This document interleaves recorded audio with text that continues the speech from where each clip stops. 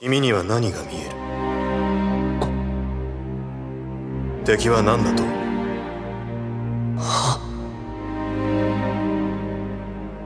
すまない。変なことを聞いたな。Savez-vous où est le véritable ennemi de Shingeki no Kyojin? Parce que Isayama, au fur et à mesure de son manga, n'aura pas véritablement répondu à cette question. Alors c'est avec plusieurs éléments que je compte vous narrer l'histoire du diable au paradis, qui là n'est pas Erwin Smith, mais bien Eren Yeager. Pour m'aider dans cette tâche, je me suis référé au livre de Joseph Campbell, Le héros aux mille et un visages. Et ce livre aura pu m'aider à comprendre le voyage d'un certain héros au moment où il sortait d'au-delà des murs. Heureux, les BG les Shabateurs, c'est le Crotal, et voyons ensemble ce qui fait d'Eren Yeager le personnage le plus égoïste de son manga.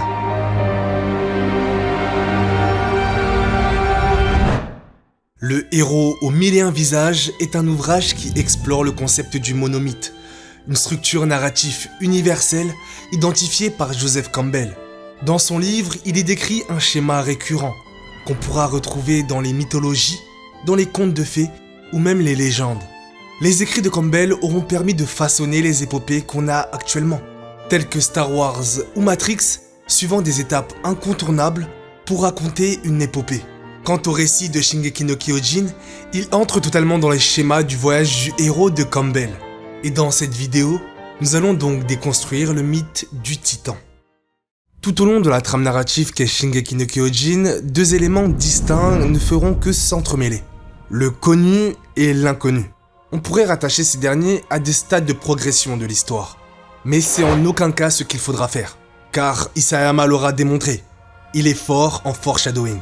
Étant un anglicisme, la définition de ce procédé narratif pourrait être traduite par préfiguration ou présage.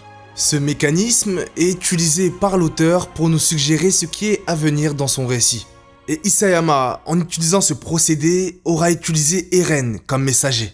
Et ce sera donc de par la bouche du personnage principal que nous aurons compris la fin de son récit, l'extermination complète des titans. Donc le titan est le véritable ennemi? En tout cas pour Daniel Genscherson, auteur qui aura donné l'étymologie du mot titan, la réponse est vite connue. Le nom titan signifie celui qui habite les cieux, mais le même nom serait à l'origine du mot Satan en hébreu. Le guide Grisha Yeager. Dans l'aventure qui est Shingeki no Kyojin, Grisha Yeager se révèle être un personnage égoïste. Et malgré que les actions qu'il aura menées l'aura conduit tout droit vers les réels détenteurs du titan originel. Ce sera à travers lui qu'on verra que les résultats ne veulent pas dire grand chose.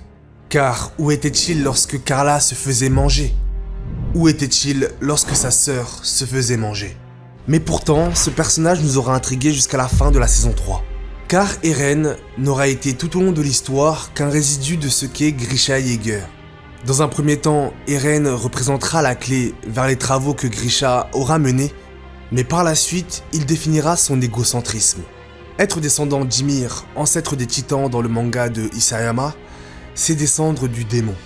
C'est être parqué dans des camps, être utilisé à des fins expérimentales, mais surtout, c'est pour le monde être considéré comme paria. Contrairement à Eren, Sig depuis son plus jeune âge est considéré par son père médecin comme une expérience. Il devra surpasser son père. Étant un héritier de sang royal de par le sang de Dina Fritz, son avenir à Mar était déjà tout tracé. Devenir l'un des détenteurs des titans primordiaux. Pas de bol pour notre guide car il se fera trahir par son propre fils. Celui qui voulait guider le peuple d'Ymir ne les guidera que vers la potence. Et normalement nous aurons dû comprendre une fois à son arrivée à Paradis que Grisha Yeager n'est non seulement pas un bon père, pas un bon mari, mais aussi qu'il n'est pas le vrai guide de ce manga. Car au risque de demander qui il est véritablement, Grisha, au cours de sa vie, n'aura que pris la fuite. Soit en laissant son fils sur la ligne de front d'une mort presque prédite, ou soit en étant prêt à révéler ce qui est réellement sa femme, au risque de lui faire subir des années de supplice. Grisha, même en devenant le titan assaillant, n'aura utilisé que des belles paroles pour fuir face à la réalité qu'est le monde. Oi, Anta! ここで何をしている? どうやって壁を越えてきた? あなたたちこそ壁の外で何を?まさか戦っているのか。本当か嘘か、彼はなぜ壁の外にいるのか覚えていなかった。記憶を一切なくしていたのだ。グリシャ・イエーガーという名前以外。Eren Yeager et Shingeki no Kyojin. Eren Yeager, dès le début du récit, était voué à être appelé à l'aventure. On pourrait dire que son sort était comme scellé. Et de par le fait qu'un individu ait choisi ce jour et pas un autre pour attaquer le paradis des démons. Mais contrairement au schéma du voyage du héros de Joseph Campbell, ce ne sera pas le protagoniste qui refusera cet appel, mais bien sa mère qui essaiera de l'en détourner. Car pour sa mère, Eren avait déjà tout accompli en faisant le bonheur de venir au monde. Voilà pourquoi l'opposition de ces deux idées, l'acceptation et le refus, ont mené Isayama à nous présenter l'étape de la séparation de Joseph Campbell, de Eren quittant son foyer pour l'aventure, d'une manière qui aura non seulement choqué le téléspectateur, mais aussi son personnage principal, Eren. Pourquoi ? Car le protagoniste n'aura pas eu le choix.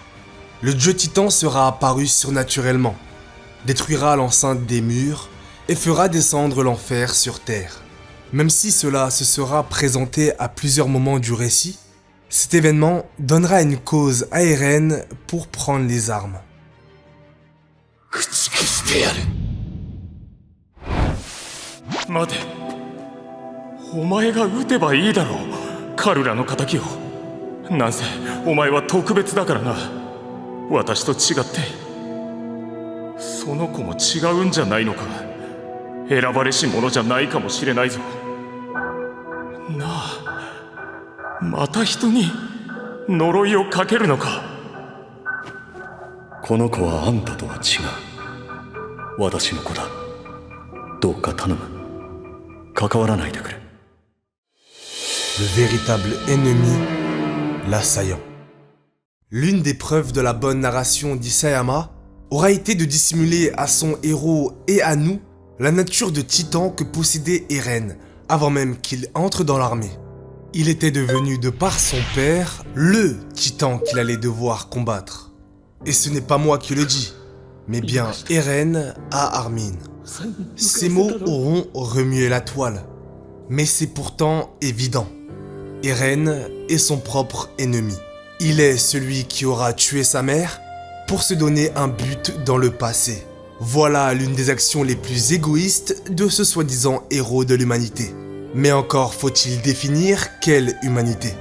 Armin, le narrateur de notre récit, expliquera que les humains sont pourchassés par des individus non humains. Les titans, considérés comme non humains car personne ne connaissait leur origine. Leur existence définissait le mystère du récit. Et chaque personnage que nous rencontrerons au fil du manga permettra de déconstruire ce mythe, que ce soit celui de leur supériorité ou que ce soit de leur monstruosité. C'est le rôle de l'assaillant de jouer à celui qui attaque, mais ce n'aura pas été le cas de ses possesseurs. Chacun, l'un après l'autre, auront pris la fuite à leur manière, que ce soit en laissant les guerres fratricides et génocidaires se dérouler sans son intervention, ou soit en transmettant l'assaillant à son prochain détenteur. Ce sera donc eux, les prédécesseurs, les réels égoïstes, laissant aux héros le choix de ce qui sera fait à l'avenir pour les futures générations. Eren, quant à lui, aura décidé de se battre à sa manière. Sans se cacher derrière de belles paroles, il choisira la contre-attaque.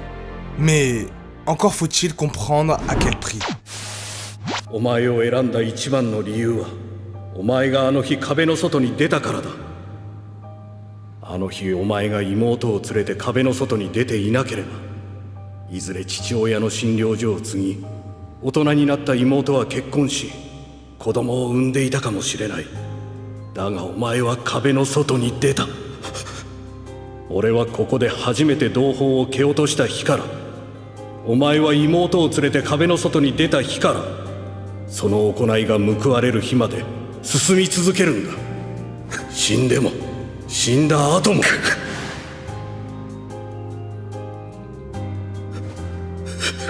これはお前が始めた物語だろ。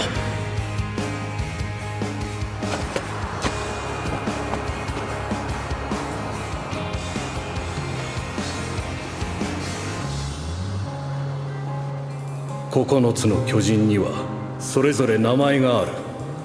これからお前へ継承される巨人にもだ。その巨人はいついかなる時代においても自由を求めて進み続けた。自由のために戦った。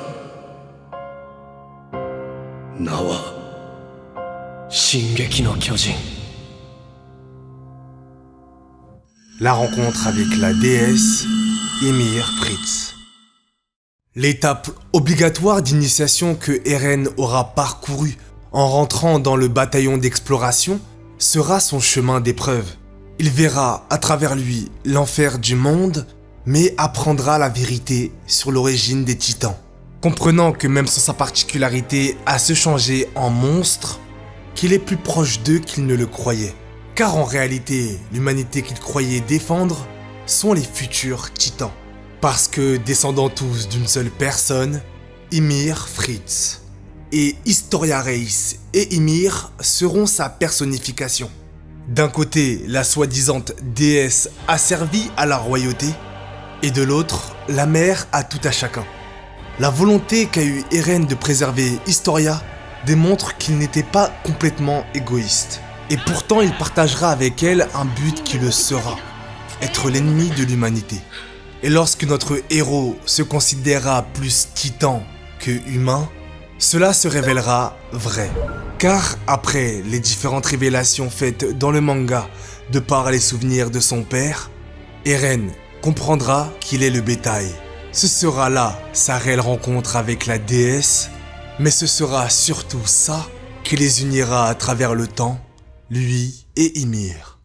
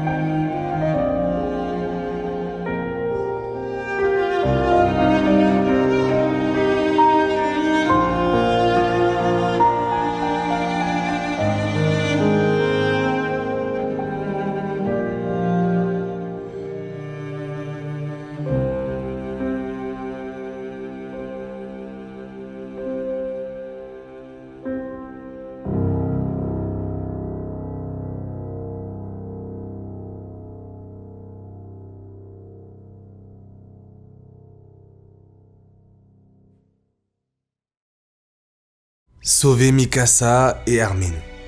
La particularité de l'assaillant est de bénéficier des souvenirs de son prochain détenteur. Mais si nous étions le dernier à le détenir, nous verrons notre propre destinée. Lorsque Eren aura donc touché la main d'Historia, il aura eu accès à sa propre histoire. Il sera devenu omniscient, il sera devenu un dieu. Et le détachement qu'il aura eu envers son bataillon ne doit pas être pris pour de l'égoïsme, mais plus comme un refus de revenir. Revenir au moment présent. Et nous aurons dû le comprendre à la scène de la mer. Ce n'était pas Eren qui nous parlait, ça aura été le parasite. Oui, ce parasite semblable au pacte de non-agression chez la famille royale, le parasite qui permet de donner libre cours à Eren à l'usage de la violence, la liberté.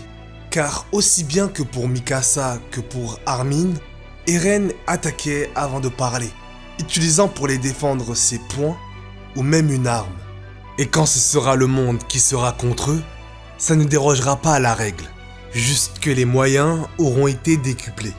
Une fois le grand terrassement lancé, personne ne pouvait l'arrêter du moment où c'était Eren aux commandes.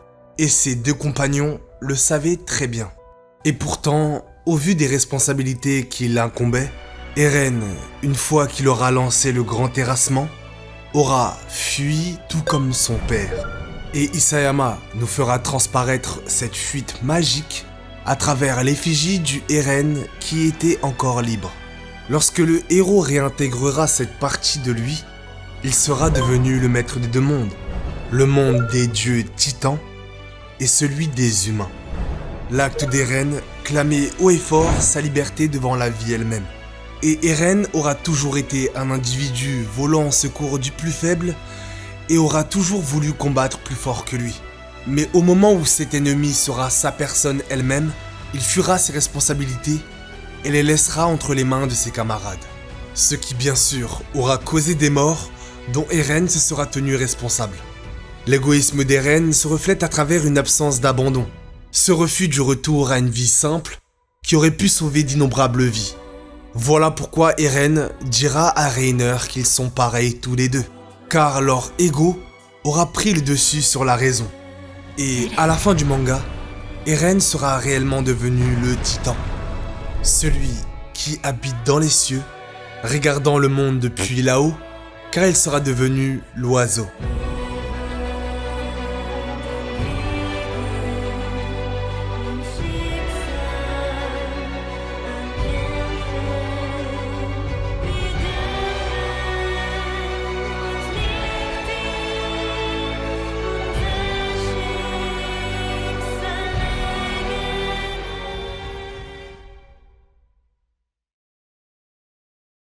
Eren se sera rendu esclave d'une liberté qu'il avait déjà acquise, pour devenir ce que le monde refusait qu'il soit, un humain. Il aura alors été le monstre du manga pour pouvoir enfin le devenir. L'égoïsme que Eren aura eu aura été envers sa propre personne. Il aura, au fur et à mesure des pages, abandonné son humanité. Ce sera sa mort qui la rendra aux Eldiens, mais c'est sa mort qui lui permettra de réellement fuir face à la réalité qu'il venait de créer. Un monde sans titans, donc un monde sans combat. C'est cela que ses proches recherchaient, et c'est cela qu'il leur laissera. Merci d'avoir visionné cette vidéo. À travers le prisme qu'est l'égoïsme, nous verrons que Shingeki no Kyojin nous offre des perspectives profondes sur la nature de l'expérience humaine et sur les récits qui nous définissent. Eren Yeager aura été un personnage qui aura pris la liberté des autres pour acquérir la sienne au prix d'innombrables vies, nous faisant bizarrement rappeler Erwin Smith, mais qui lui se battait pour une vérité. Je compte revenir fort avec plusieurs vidéos parlant de divers mangas ainsi que la suite de Hunter x Hunter. Abonnez-vous, likez et commentez pour me soutenir. Ça aura été Crotal pour vous servir et on se reverra pour une prochaine vidéo.